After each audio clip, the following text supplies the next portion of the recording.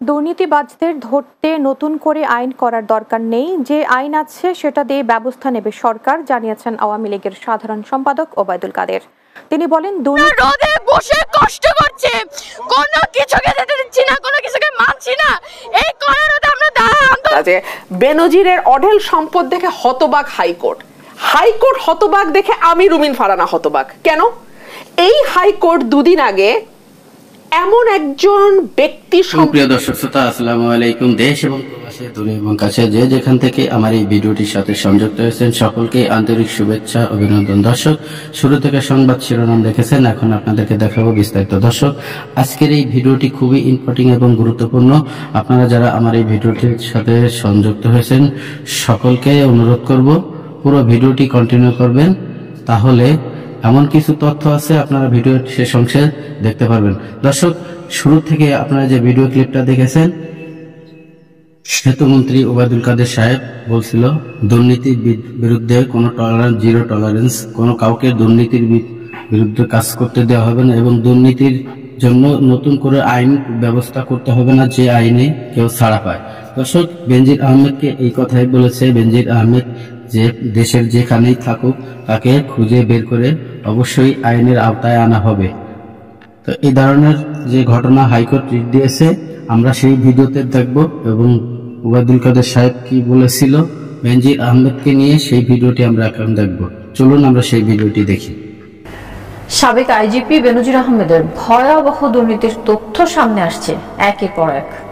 এতে বিব্রত পুলিশ কর্মকর্তারা, পরিবার স্বজন কিংবা বন্ধুদের কাছ থেকে প্রতিনিয়ত নানা প্রশ্নের মুখোমুখি হচ্ছেন বাহিনীর বিভিন্ন স্তরের কর্মকর্তারা। থানা থেকে সদর দপ্তর পর্যন্ত চলছে বেনজির কাণ্ড নিয়ে জোর আলোচনা। তবে ব্যক্তি বেনজিরের অপকর্মের দায় যাতে বাহিনীতে না পড়ে, সেজন্য তার অনিয়ম দুর্নীতির শাস্তি চান পুলিশের সৎ কর্মকর্তারা। সেই সাথে বেনজির পন্থীদেরও শাস্তি চান তারা। বিষয়টি নিয়ে জোর আলোচনা শুরু হওয়ায় পুলিশে বেনজির পন্থীদের এখন ঘুম হারাম। সাবেক আইজিপির বিভিন্ন অপকর্মের সাক্ষী পুলিশ কর্মকর্তাদের মাঝে দেখা দিয়েছে আতঙ্ক। আতাউর রহমানের রিপোর্ট, জানাচ্ছেন। দুর্নীতিবাজদের ধরতে নতুন করে আইন করার দরকার নেই, যে আইন আছে সেটা দিয়ে ব্যবস্থা নেবে সরকার, জানিয়েছেন আওয়ামী লীগের সাধারণ সম্পাদক ওবায়দুল কাদের। তিনি বলেন, দুর্নীতিবাজদের বিচার করার সাহস বিএনপির ছিল না, শেখ হাসিনার আছে। সকালে দলের কেন্দ্রীয় কার্যালয়ে যৌথ সভায় তিনি এসব কথা বলেন। বিস্তারিত বুলবুল আহমেদের প্রতিবেদন। সকালে রাজধানীর বঙ্গবন্ধু অ্যাভিনিউ আওয়ামী লীগের কেন্দ্রীয় কার্যালয়ে দলটির কেন্দ্রীয় নেতাদের সাথে ঢাকা মহানগর উত্তর দক্ষিণ জেলা আওয়ামী লীগ এবং সব সহযোগী সংগঠনের সভাপতি সাধারণ সম্পাদকদের যৌথ সভা অনুষ্ঠিত হয়। এতে যোগ দেন আওয়ামী লীগের সাধারণ সম্পাদক ওবায়দুল কাদের। এ সময় তিনি বলেন, কাউকে সুযোগ দিতে এবারের বাজেট দেওয়া হয়নি। এ বাজেটের মাধ্যমে দুর্নীতির লাগাম টেনে ধরা হবে। এই বাজেটটা করা হয়েছে রাঘব বোয়ালদের লুটপাট বন্ধ করার জন্য, লুটপাটের জন্য। এই যে বিএনপি যে লুটপাটের রাজত্ব সৃষ্টি করেছিল এবং দেশকে ধ্বংসের দ্বার প্রান্তে নিয়ে গিয়েছিল, অন্ধকার গব্য থেকে শেখ হাসিনা এই দেশকে উদ্ধার করেছে। প্রস্তাবিত বাজেট প্রসঙ্গে বিএনপি নেতাদের মন্তব্যের কঠোর সমালোচনা করেন ওবায়দুল কাদের। বলেন, দুর্নীতির বিরুদ্ধে বিএনপি কথা বলতে না পারলেও আওয়ামী লীগ সবসময় বিচার করেছে।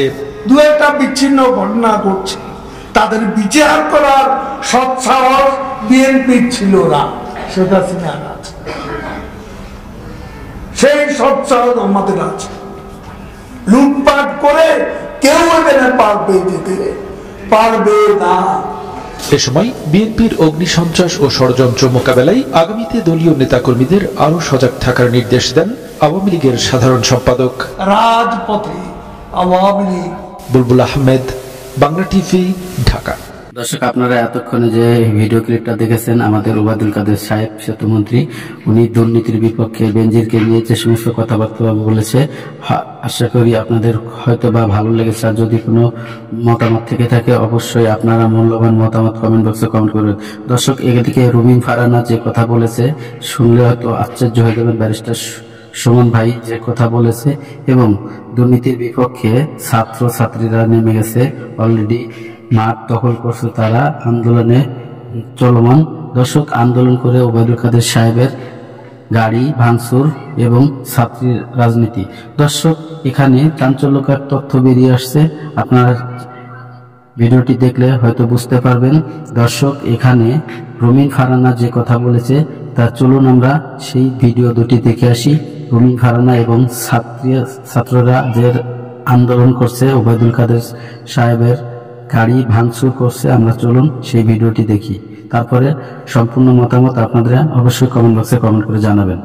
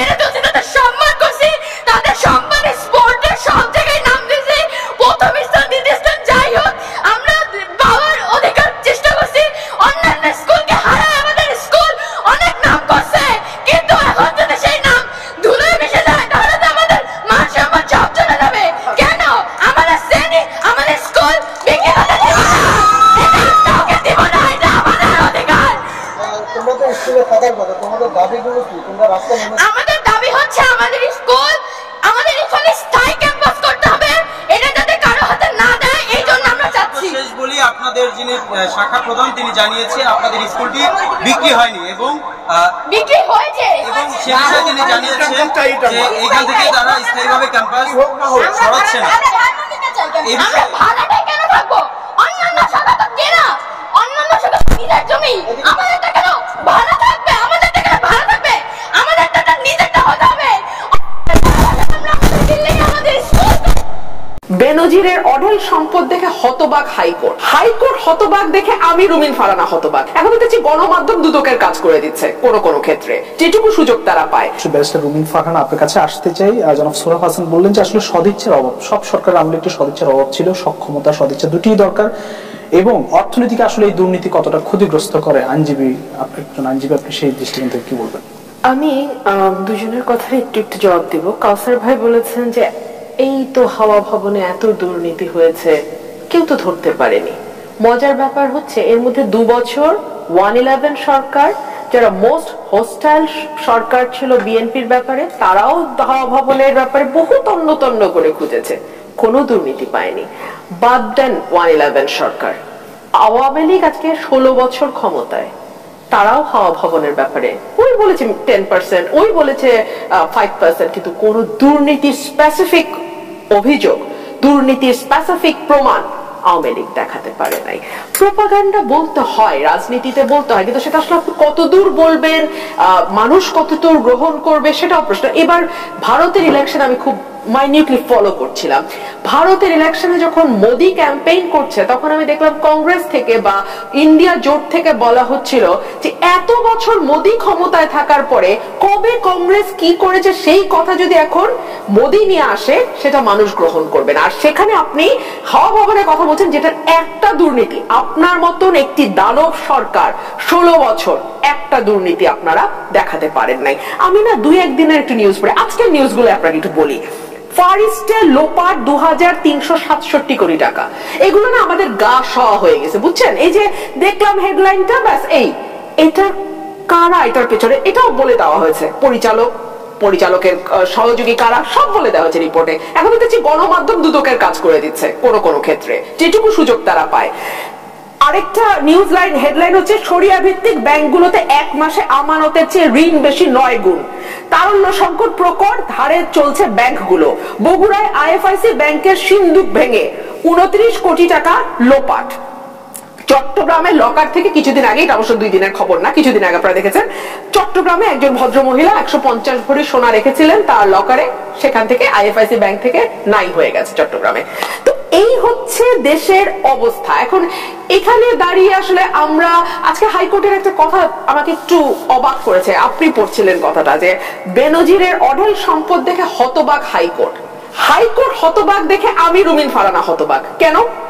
এই হাইকোর্ট 2 দিন আগে এমন একজন ব্যক্তি সম্পর্কে একটা রুলিং দিয়েছে, যেই ব্যক্তি বাংলাদেশ থেকে $1 বিলিয়ন দেশের বাইরে নিয়ে গেছে বলে কথা আছে।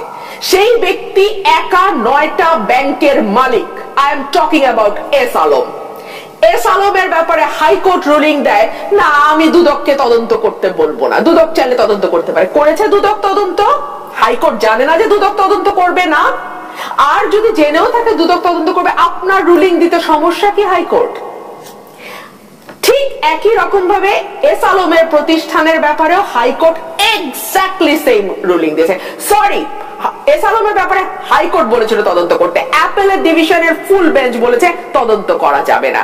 তো আমরা যে এক পুলিশের আইজিপি আর ওই সেনা প্রধান নিয়ে বসে আছি, হাইকোর্ট কি বাংলাদেশে? এই প্রশ্নটা তো তোলার সাহস আমরা রাখি না। আচ্ছা, ব্যাংকের কথা আমার ভাই একটু বলছেন। ব্যাংকে সরকার ঘোষিত মন্দরিন হচ্ছে 1,82,000 কোটি টাকা। আওয়ামী লীগ 9 সালে যখন ক্ষমতা আসে তখন ছিল মাত্র 22,000 কোটি টাকা, সেটা 1,82,000 কোটি টাকা নিয়ে গেছে তারা। আর মইনুল ইসলামের মতন যিনি লিখেন, তার কলামে লিখেছেন আমি নৌকায় ভোট দিয়েছিলাম 2018 সালে, সেই মইনুল ইসলাম বলছেন যে ব্যাংক থেকে পুরো তফসিল, মামলা ইত্যাদি ইত্যাদি ইত্যাদি যদি যোগ করেন মন্দরিন 5 থেকে 5.5 লক্ষ কোটি টাকা। শুধু উনি না, আরো অনেক অর্থনৈতিক ক্ষতি করে আমরা শেষ করতে, এবং শেষ তো করতেই হবে ভাই। টাকা পাচার নিয়ে আলাপ করছিলাম, গ্লোবাল ফাইন্যান্সিয়াল ইন্টিগ্রিটি, তারা বলছে বাংলাদেশ থেকে প্রতি বছর পাচার হয়ে যায় 7.5 থেকে 8 লাখ কোটি টাকা। 2014 just over invoicing, under invoicing এর মাধ্যমে আমদানি রপ্তানির সময়। এটা কি প্রতি বছর নাকি প্রতি বছর? প্রতি বছর প্রতি বছর। তো এখন এই যে টোটাল ইউ আর রাইট, 2009 থেকে 2014 পরে আর জিএফআই তথ্য দিতে পারেনি। কেন পারে নাই? কারণ বাংলাদেশ ব্যাংক আমদানি রপ্তানি তথ্য দেওয়া বন্ধ করেছে। এখন আসেন, কেন বন্ধ করলো বাংলাদেশ ব্যাংক? কাকে রক্ষা করার জন্য বন্ধ করলো? কার নির্দেশে বন্ধ করলো? বাংলাদেশ ব্যাংক ইটসেলফ আওয়ামী লীগের সময় যেখান থেকে অর্থ পাচার নাই হয়ে গেছে। প্রিয় দর্শক, ধৈর্য সহকারে যারা আমার এই ভিডিও ক্লিপটা দেখেছেন, আর হয়তোবা আপনাদের ভালো লেগেছে, আর যদি ভালো লেগে থাকে অবশ্যই আপনার মূল্যবান মতামত কমেন্ট বক্সে কমেন্ট করে জানাবেন। এবং ভিডিওটি যদি ভালো লাগে, চ্যানেলটিকে যদি সাবস্ক্রাইব করতে মন চায় অবশ্যই সাবস্ক্রাইব করে রাখবেন পরবর্তী ভিডিও পাওয়ার জন্য। দর্শক, আজকের মতো ভিডিও থেকে বিদায় নেব। সবাই ভালো থাকবেন, সুস্থ থাকবেন। আল্লাহ হাফেজ।